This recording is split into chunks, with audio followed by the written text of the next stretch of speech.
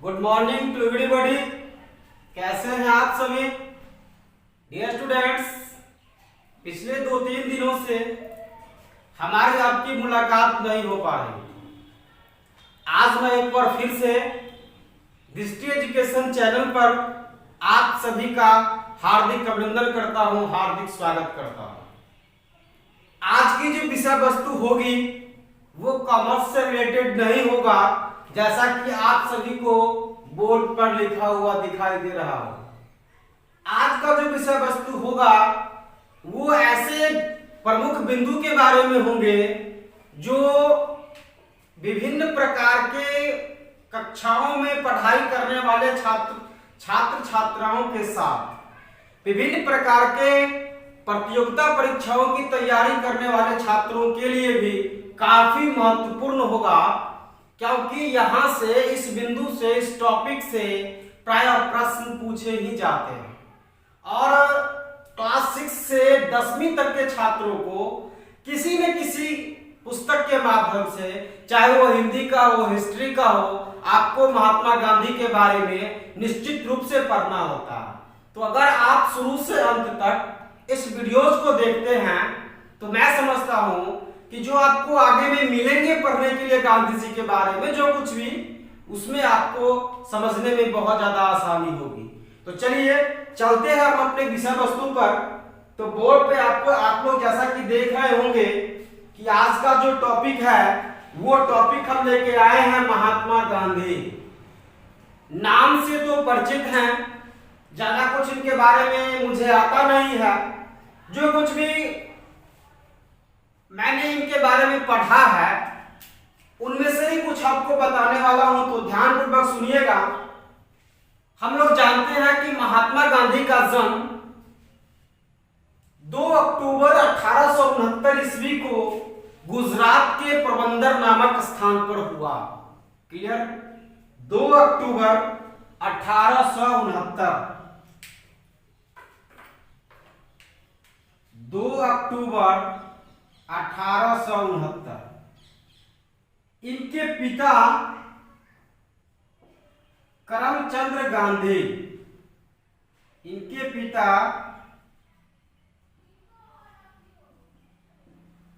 करमचंद गांधी, माता पुतलीबाई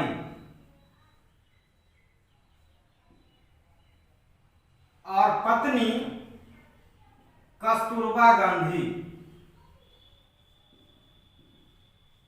कहीं कहीं पे कस्तूरबा गांधी को बाभी कहा जाता है और करमचंद गांधी को काबा भी कहा जाता है।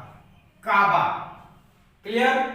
डियर स्टूडेंट्स, जैसा कि हम सभी पढ़ते हैं कि महात्मा गांधी का पूरा नाम मोहनदास करमचंद गांधी है। मोहनदास करमचंद गांधी है।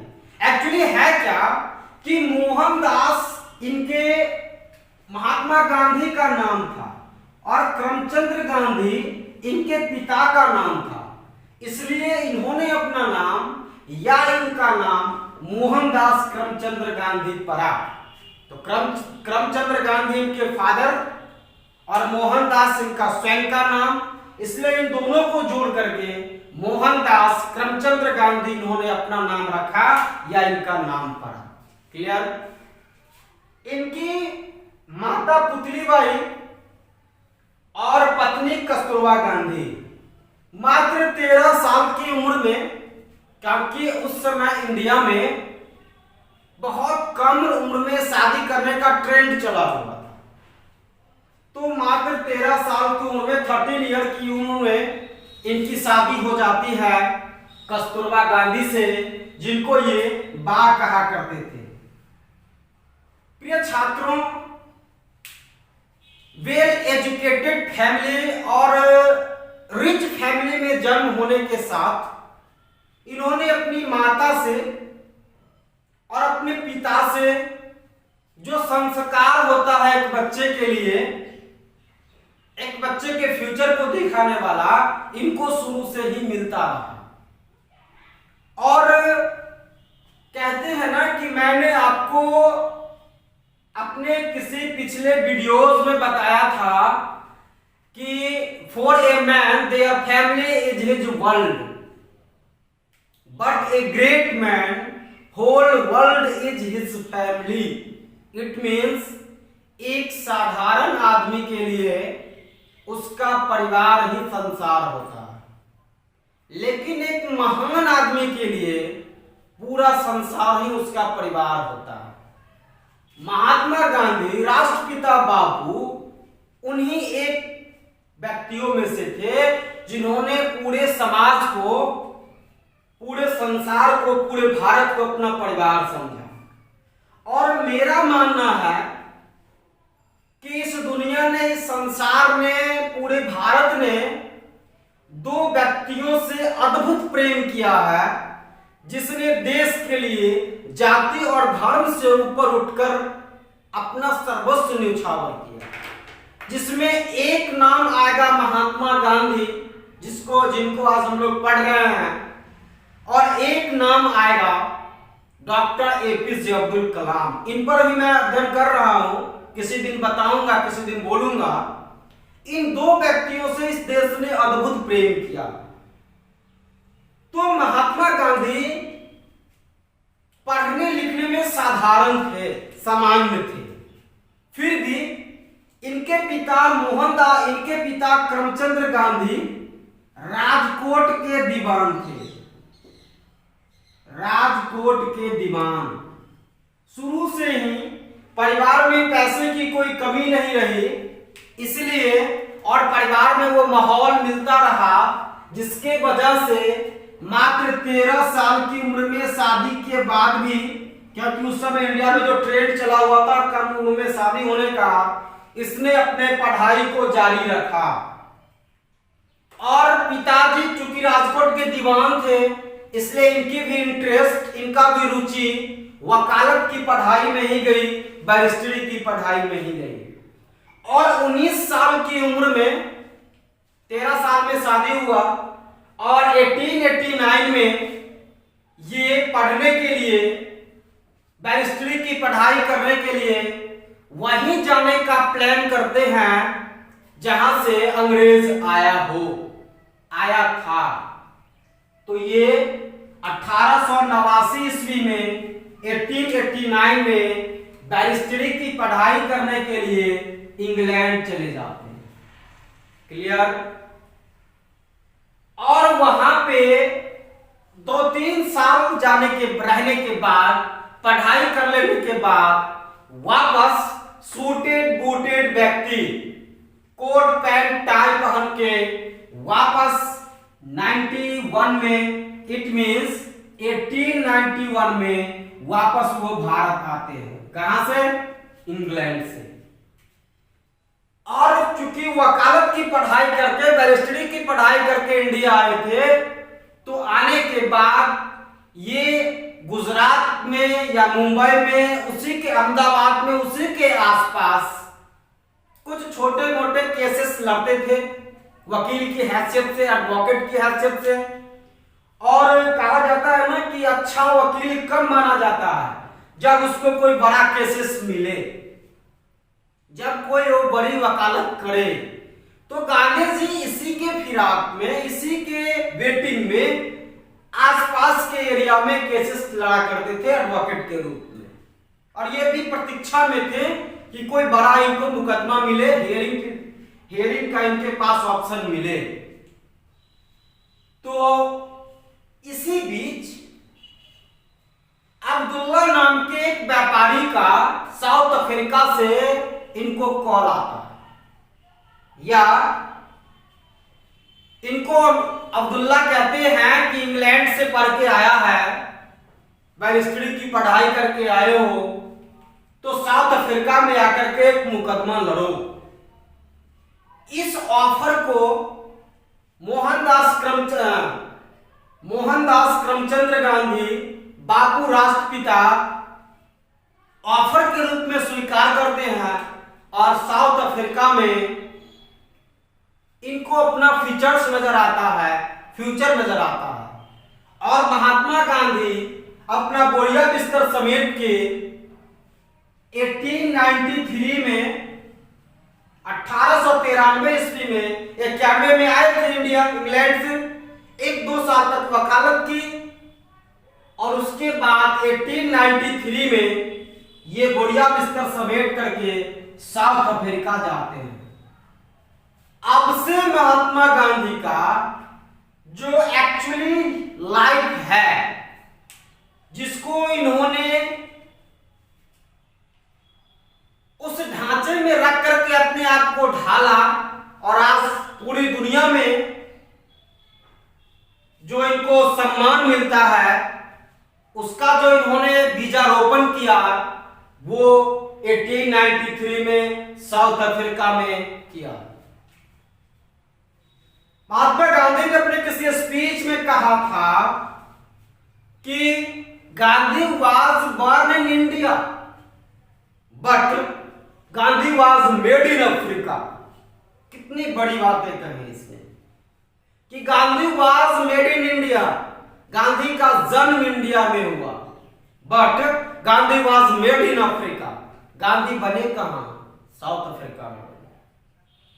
तो 1893 में वो साउथ अफ्रीका जाते हैं और वहां का जो इनके ऊपर अनह्यूमनिटी, अमानवतापूर्ण व्यवहार, अत्याचार जो इनके खिलाफ हुआ, इन्होंने अत्याचार में इनको अंदर से झकझोर दिया, तोड़ दिया, विवश कर दिया। क्योंकि 1893 से पहले गांधी जी जैसा समझते थे वैसा सन दुनिया था नहीं, और इनको इस तरह के अत्याचार का पाला पहले कभी पड़ा ही नहीं था।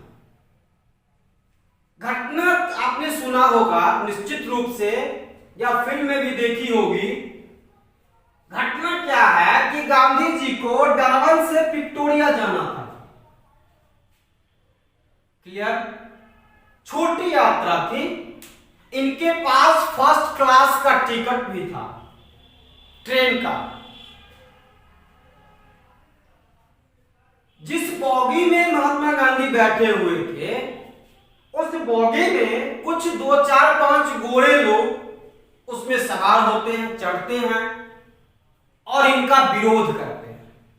इन्हें उस बॉगी से उतरकर दूसरे बॉगी में जाने के लिए कहते हैं, क्योंकि वो बॉगी उस समय ये नियम था, लॉ था कि सिर्फ गोरे व्यक्तियों के लिए होगा। गांधी जी ने इस पर एतराज जताया कि मेरे पास उस जमाने का फर्स्ट क्लास का टिकट, मैं इससे क्यों उतर जाऊं। डियर स्टूडेंट्स, गांधी के इस विरोध के बाद गोरे लोगों ने इनको उतार करके, इनको धक्का मार करके, इनकी बेइज्जती करके इनके सामान को फेंक दिया और इन्हें धकेल करके उस बॉगी से उतार दिया। जिस स्टेशन पर यह घटना हुई उस स्टेशन का नाम है सेंट पीटर्सबर्ग। Saint Petersburg. इस स्टेशन पर ये ठंड में पूरी रात ठिठुरते रहे। ये इनके साथ पहली अमानवतापूर्ण व्यवहार, अत्याचार था। इसके बाद और सारा अत्याचार हुआ कि होटल में जाने से इनको मना कर दिया गया। फिर जब वकालत करने के लिए, वकील की हैसियत से ये लड़ने के लिए, कुछ बोलने के लिए केसेस के खिलाफ जाते थे अदालत में, तो ये पगड़ी पहन के जाते थे ना, तो पगड़ी उतारने के लिए कहा गया। तो इस तरह का जो इनके ऊपर अनह्यूमनिटी, अमानवीय पूर्ण व्यवहार हुआ, इन व्यवहारों को देख करके महात्मा गांधी के अंदर से बहुत कष्ट हुआ, बहुत तकलीफ हुआ, और इसने अपने आप को लड़ाई के खिलाफ लड़ने के लिए अंदर से मजबूत बना लिया। और इसके 1 साल के बाद ही 1894 में इन्होंने नाटाल कांग्रेस बना ली। नाटाल कांग्रेस अफ्रीका में हो रहे भारतीयों के साथ जो भेदभाव किया जा रहा था, छुआछूत का जो प्रथा था, जिसकी परंपरा को नेल्सन मंडेला ने चालू किया गांधी के बाद, इसके खिलाफ लड़ाई लड़ने के लिए, आंदोलन के लिए 1894 में 1894 में इन्होंने नाटाल कांग्रेस बनाई और इसके खिलाफ काम करना शुरू किया। क्लियर।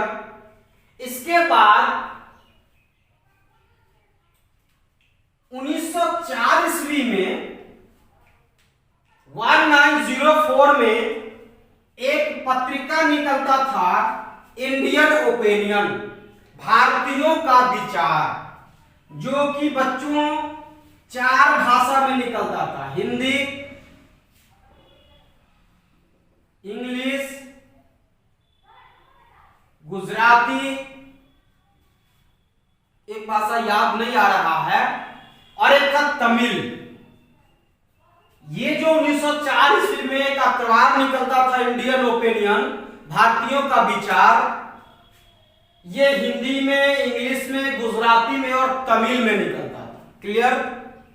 इस पत्रिका के माध्यम से महात्मा गांधी पत्र लिखते थे इंग्लैंड के विक्टोरिया को, इंग्लैंड के राजा को, इंग्लैंड के प्रशासक को चिट्ठियां लिखा करते थे, लेख लिखा करते थे, मतलब अपना विचार वहां तक पहुंचाते थे कि क्या होना चाहिए, क्या बुरा है और क्या अच्छा है, इन चीजों से अवगत करा रहे थे अंग्रेजों को। लेकिन अंग्रेज वाले कहां मानने वाले थे, इसको कहां सुनने वाले थे। इसके बाद 1904 ईस्वी में इसी टाइम ऑफ पीरियड में डरबन में ही, जहां पे इनके साथ रेल कांड हुआ था 1893 में, डरबन में ही इन्होंने एक फार्म का निर्माण कर लिया, फिनिक्स फार्म।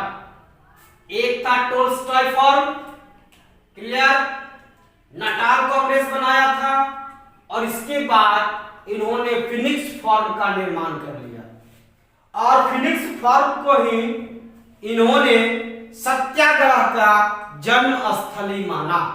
बहुत इंपॉर्टेंट क्वेश्चंस हैं, प्राय बच्चे कंफ्यूज होते हैं कि महात्मा गांधी ने सबसे पहले सत्याग्रह का प्रयोग कब किया, तो आंसर होगा साउथ अफ्रीका में। महात्मा गांधी ने सबसे पहले सत्याग्रह के जन्मस्थली को किसे माना, तो आंसर होगा फिनिक्स फार्म। क्लियर। इसके बाद महात्मा गांधी ने एक और महत्वपूर्ण लड़ाई लड़ी 1906 ईस्वी में, पंजीकरण प्रमाण पत्र आंदोलन। डियर स्टूडेंट्स, पंजीकरण प्रमाण पत्र आंदोलन क्या था, तो भारत से अफ्रीका में उस समय 3 तरह के लोग गए थे। एक वैसे लोग जिनको कि कॉन्ट्रैक्ट के द्वारा ले गया था, कॉन्ट्रैक्ट, CONTRACT। दूसरा अनकॉन्ट्रैक्ट, और तीसरा था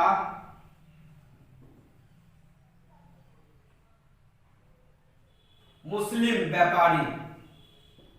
क्लियर। तो ये कॉन्ट्रैक्ट, अनकॉन्ट्रैक्ट और मुस्लिम मैनर, मुस्लिम ट्रेडर, 3 तरह के लोगों को साउथ अफ्रीका में ले जाया गया। अब क्वेश्चन अराइज होगा कि साउथ अफ्रीका में इनको क्यों ले गया था, इसलिए कि वहां गन्ने की खेती होती थी, और गन्ने की खेती के लिए बहुत अधिक मात्रा में ह्यूमन लेबर की जरूरत होती है, क्योंकि उस समय मशीन उतना ज्यादा काम नहीं करती थी। तो अत्यधिक मजदूरी के लिए, श्रम के लिए लोगों को 15 साल 20 साल के लिए, इंडिया से 25 साल के लिए साउथ अफ्रीका अंग्रेज ले गए थे। और जिस व्यक्ति का 15 साल 20 साल 25 साल पूरा हो गया था, उस व्यक्ति को अनकॉन्ट्रैक्ट की श्रेणी में रख दिया गया कि आपकी अवधि पूरी हो चुकी है। और एक था मुस्लिम ट्रेडर। इस तीनों तरह के कैटेगरी के लोगों के लिए, या इंडियंस में रहने वाले लोगों के लिए एक पंजीकरण प्रमाण पत्र आंदोलन चलाया, क्योंकि अभी हमारे यहाँ आधार कार्ड है, पैन कार्ड है, वोटर कार्ड है, या आप लोग किसी इंस्टीट्यूट में पढ़ते हैं तो उस इंस्टीट्यूट के प्रमाण पत्र के लिए आपके पास आई कार्ड होता है। तो अंग्रेजों ने ये कानून लगाया था साउथ अफ्रीका में कि आपको 9 बजे रात के बाद घर से बाहर नहीं निकलना, चाहे आपके साथ कोई भी कंडीशन, कोई भी स्थिति हो जाए। इसके बाद आपको रजिस्ट्रेशन कराना अनिवार्य होगा और आप कहीं भी जाएं आपको ये पंजीकरण प्रमाण पत्र आपको कैरी करना होगा, आपको लेकर के ढोना होगा, मीन्स साथ में ही रखना होगा।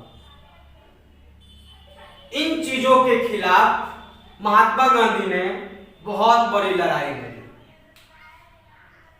इसके बाद इस समय तक मीन्स 1906 ईस्वी में महात्मा गांधी ये समझते थे कि याचना करने से, चिट्ठियां लिखने से, आग्रह करने से, कहानियां लिखने से अंग्रेज मान जाएंगे, लेकिन अंग्रेजों के कान पर कहां जुड़ेंगे वाली थी। थोड़ा सा कहानी बताता हूं कि अगर आप एक मेढक को ठंडे पानी में रख के आप उस पानी को गर्म करो, हीटेड करो, तो मेढक उस गर्मी को अपने में समायोजित करेगा, एडजस्ट करेगा, एडॉप्ट करते जाएगा और तब तक एडॉप्ट करती जाएगा जब तक कि वो वाटर फुल हॉटेड नहीं हो जाता, पूरा गर्म नहीं हो जाता, और पूरा गर्म हो जाने के बाद वो मेढक उसमें मर जाता है। एक कहानी ये हुई। दूसरी कहानी हुई कि एक मेढक को आप उठा करके गर्म पानी में रखो तो वो मेढक अपना 100% ऊर्जा लगा के, एनर्जी लगा के उस पानी से वापस बाहर आने का ताकत लगाता है। इंसान भी दो तरह के होते हैं। एक इंसान वो होते हैं जो बुराई से अपने आप को समझौता कर लेते हैं, एग्रीमेंट कर लेते हैं और उसमें उसके अनुसार ही अपने आप को अनुकूलित करके अपने जीवन के संघर्ष को खत्म करके उससे समायोजित करके जीना पसंद करते हैं। और एक वैसे समाज के व्यक्ति होते हैं जो उसके खिलाफ लड़ाई लड़ते हैं और पूरी ताकत की ऊर्जा के साथ लड़ते हैं, उसको जीतते हैं, इतिहास लिखते हैं। तो महात्मा गांधी कुछ इस प्रकार से लिखे कि इनको यह अत्याचार बर्दाश्त नहीं हुआ और टोलस्टॉय फॉर्म का निर्माण कर लिया 1909 ईस्वी में और महात्मा गांधी ने सत्याग्रह को हथियार के रूप में इस्तेमाल किया। क्लियर? फिनिक्स फॉर्म को सत्याग्रह का जन्मस्थली माना। अभी तक वेटिंग में थे कांग्रेस शायद सुन जाए, लेकिन नहीं सुनने पर टोलस्टॉय फॉर्म में उन्होंने सत्याग्रह को हथियार के रूप में इस्तेमाल किया 1909 ईस्वी में। इसके बाद 1909 के टाइम पर ही महात्मा गांधी ने एक पुस्तक लिखी। इस पुस्तक का नाम है हिंद स्वराज, जो गुजराती में इन्होंने लिखा, बाद में इसका इंग्लिश में ट्रांसलेट भी हुआ। इस पुस्तक के माध्यम से गांधी जी ने बताया कि अगर 1 साल तक हम अंग्रेजों का साथ नहीं दे, उनके द्वारा बनाए गए संस्थान में नहीं जाएं, बच्चों को उनके द्वारा बनाए गए स्कूल कॉलेजेस में पढ़ने से रोक गए, उनके द्वारा दिए गए नौकरी को छोड़ दें, उनके द्वारा प्रोडक्शन किया गया प्रोडक्ट को नहीं लें, तो हम 1 साल में ही अंग्रेज को भगा सकते हैं। ये विचार इन्होंने अपने हिंद स्वराज के नाम की पुस्तक से लोगों तक पहुंचाया। इसी हिंद स्वराज में अपने लिखे गए विचार को गांधी जी ने, आगे हम लोग चर्चा करेंगे कि 1921 में, 1920-21 में, ठीक है 11 साल के बाद हम 1909 की चर्चा कर रहे हैं, जो असहयोग आंदोलन चलाया था उस आंदोलन में इस्तेमाल किया। तो गांधी जी ने इस पत्रिका के, इस पुस्तक के माध्यम से लोगों के ऊपर अपने विचार को रखा। इसके बाद जो महत्वपूर्ण घटना है वो 1913 का पोल टैक्स है। पोल टैक्स क्या था dear student? Poll tax, POLL, toll tax नहीं। पोल टैक्स क्या था कि मैंने आपको बताया ना कि साउथ अफ्रीका में 3 कैटेगरी के लेबर गए हुए, एक कॉन्ट्रैक्ट, एक अनकॉन्ट्रैक्ट और एक मुस्लिम ट्रेडर, मुस्लिम मैनर। अब जिस व्यक्ति का ये 15 साल, 20 साल, 25 साल का टाइम पीरियड पूरा हो चुका था, उस वैसे व्यक्ति को, वैसे मजदूर को अंग्रेज अनकॉन्ट्रैक्ट की श्रेणी में रख दिया था। और ये लोग ये सोच करके साउथ अफ्रीका में रुक गए थे कि 15 साल, 20 साल पहले हम आए हैं साउथ अफ्रीका, पता नहीं वापस जाने के बाद वहां पे हमारे फैमिली होंगे या नहीं, हमारे माता पिता होंगे या नहीं। तो ऐसे लोगों को अनकॉन्ट्रैक्ट की श्रेणी में रखा गया, गैर अनुबंधित श्रेणी में रखा गया, और ऐसे व्यक्तियों पे पोल टैक्स लगाया गया कि आप लोग अगर यहां रहेंगे अवधि पूर्ण होने के बाद भी तो आपको टैक्स देना होगा। इसके बाद भारतीय शादियां को गैर अनुबंधित कर दिया गया। कहा गया कि सिर्फ हिंदू ही नहीं, हिंदू अगर हिंदू विधान से शादी करे, मुस्लिम विधान से शादी करे तो ये दोनों अनलीगल है, गैर कॉन्ट्रैक्ट, गैर अनुबंधित है। तो अनुबंधित कैसे होगा, सही कैसे होगा कि आप शादियां ईसाई तरीके से करें। ये दो बातें के खिलाफ गांधी, ये तो हो गया सेल्फ रिस्पेक्ट का सवाल हो गया कि शादी हम हिंदू धर्म है, हिंदू हैं तो हिंदू रीति रिवाज से ना करके ईसाई धर्म से करें, ये तो खुद पे कुठाराघात है। तो महात्मा गांधी ने ये पोल टैक्स और हिंदू जो विवाह जो गैर अनुबंधित कर दिया गया था उसके खिलाफ और प्रमाणित कर दिया गया था इंडियन मैरिज को, इसके खिलाफ लड़ाई लड़ी और 1913 ईस्वी तक इन्होंने साउथ अफ्रीका में काम किया। फिर 1915 ईस्वी में वापस महात्मा गांधी इंडिया चले जाते हैं और इंडिया जाने के बाद भारत में अंग्रेजों के खिलाफ उन्होंने जो प्लान किया, जो काम किया, इसको हम लोग दूसरे वीडियोस में पढ़ेंगे। महात्मा गांधी के बारे में जो कुछ भी होगा इसको हम 2-3 पार्ट्स में बताएंगे। एक पार्ट जो आज का है कि गांधी जी का फॉरेन वर्क, विदेश में इन्होंने क्या किया, फिर इंडिया में चलेंगे। तो आइए थोड़ा सा क्विक रिवीजन चलते हैं एक बार कि महात्मा गांधी का जन्म 2 अक्टूबर 1869 ईस्वी को गुजरात के पोरबंदर नामक स्थान पर हुआ। अमीर परिवार में जन्म हुए, इनका जन्म हुआ। इनके पिता करमचंद्र गांधी राजकोट के दीवान थे। 13 साल की उम्र में इनकी शादी हो जाती है कस्तूरबा गांधी के साथ। इनकी माता का नाम पुतलीबाई है और इनके पिता को कहीं पे काबा भी लिखा हुआ मिलेगा। इनकी पत्नी को बा कहा करते थे अपनी पत्नी को ये। तो ये 13 साल की उम्र में, जो उस समय इंडिया में कम उम्र में शादी का ट्रेंड चला हुआ था, इसके बाद भी इन्होंने अपने पढ़ाई को निरंतर रखा और इन्होंने प्लान किया 19 साल की उम्र में इंग्लैंड जाने का, जहां से अंग्रेज आया था। और वहां जाते हैं 1889 में, वहां रह करके 2-3 साल 91 में इंडिया जाते हैं।